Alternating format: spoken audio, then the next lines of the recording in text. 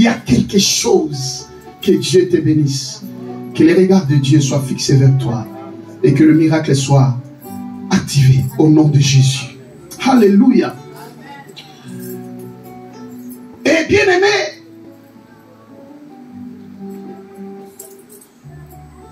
lorsque Jésus vit, qu'est-ce qui est arrivé? Les disciples étaient autour de Jésus. Directement, les disciples ont profité. Écoutez ce que les disciples. Ces disciples lui firent cette question. Rabbi, qui a péché? Cet homme ou ses parents pour qu'il soit né aveugle? Amen. Jésus a vu avec le cœur. Mais les disciples ont vu avec les critiques. Alléluia. Amen. Pourquoi cet homme est né aveugle? Si les disciples ont posé une telle question, cela signifie que cet homme était connu dans la ville. N'est-ce pas? Il était déjà connu. Et cette question n'était pas la question formulée sur place. C'était une question qu'on posait depuis longtemps. C'est une question qui s'est posée. Les pharisiens les posaient. Les disciples les posaient. Les voisins les posaient. Bien-aimé, écoute-moi. Lorsque les gens te regardent, certainement, ils montent en eux une question sur ta vie. Vouloir ou pas, chacun de nous est né avec des questionnements dans le cœur des gens pour ta vie. Et écoute, lorsque les gens se posent des questions concernant ta vie, ce n'est pas toi qui dois répondre. Alléluia. Ah, ce n'est pas à toi de répondre. Mais c'est lui qui t'a créé, c'est lui qui a la réponse. Ah, j'ai dit, c'est lui qui t'a créé. C'est lui qui a la réponse sur les questionnements des gens pour ta vie. Et lorsqu'il s'est posé des questions, qui a péché pour que cet homme soit né aveugle? Jésus n'a pas répondu d'une manière théorique. Jésus a répondu, pasteur, d'une manière pratique. Que cet homme aujourd'hui doit voir pour que vous sachiez que ce que vous avez dans vos têtes n'est pas ce que cet homme est en train de vivre, mais il vit une autre réalité de sa vie. C'est pourquoi lorsque tu es en train de souffrir, les gens vont critiquer, les gens vont dire n'importe quoi. Lorsque tu es en train de passer des moments difficiles, lorsque tu racontes, mais pourquoi lui il prie? Mais il rencontre toujours des problèmes. Pourquoi il prie? Il rencontre toujours des chocs. Pourquoi il prie? Il est toujours dans la souffrance. Alléluia. Ces questions ont une réponse. Mais la réponse de Dieu ne sera pas théorique. La réponse de Dieu sera pratique. Alléluia. Alléluia.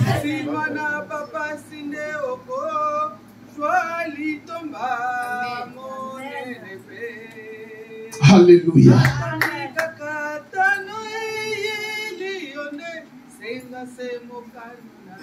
Gloire à Dieu, nous acclamons très fort, nous acclamons, nous acclamons, nous acclamons, nous acclamons. Parce qu'il est Dieu, il est Dieu, il est Dieu. C'est lui le Seigneur, c'est lui notre force, c'est lui la restauration de nos vies. Alléluia. Amen. Gloire à Dieu.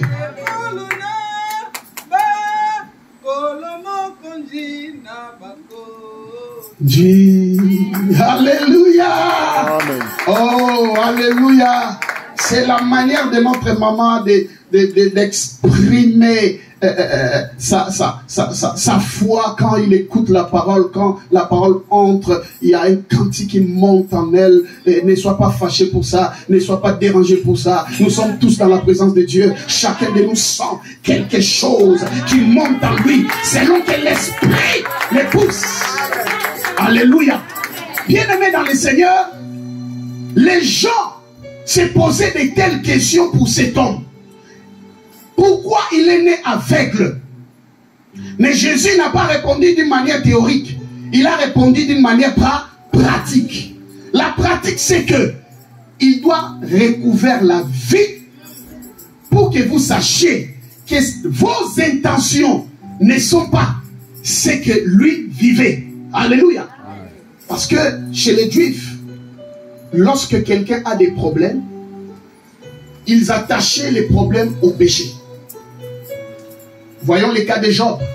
Lorsqu'il a perdu tous ses biens, lorsqu'il était malade, lorsqu'il a perdu ses enfants, les amis qui étaient auprès de lui sont venus lui reprocher en lui disant: Job, répands-toi, tu as péché. Parce que ça ne peut pas arriver comme ça dans ta vie. C'est que tu as péché. Ils attachaient, les Juifs attachent toujours quelque chose de malheur, quelque chose de complications dans la vie à un péché. C'est pourquoi Jésus maintenant répond. Jésus répondit: ce n'est pas que lui ou ses parents aient péché, mais c'est afin que les œuvres de Dieu soient manifestées en lui. Alléluia. C'est afin qu'il soit un témoignage des œuvres de Dieu, un témoignage vivant des œuvres de Dieu. Bien-aimé dans le Seigneur, il y a d'autres souffrances, il y a d'autres circonstances, il y a d'autres réalités. Ne viennent pas parce que tes parents ont péché, parce qu'il y a des liens familiaux, parce qu'il y a une malédiction dans la famille, mais il y a certaines choses. Dieu veut faire de toi un témoignage vivant. Oh, je dis que Dieu veut faire de toi un témoignage vivant.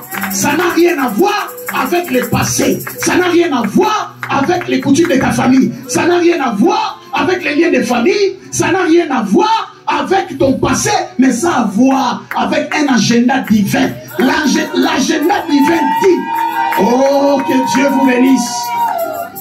Que le Seigneur fasse de toi un témoignage vivant. Au nom de Jésus.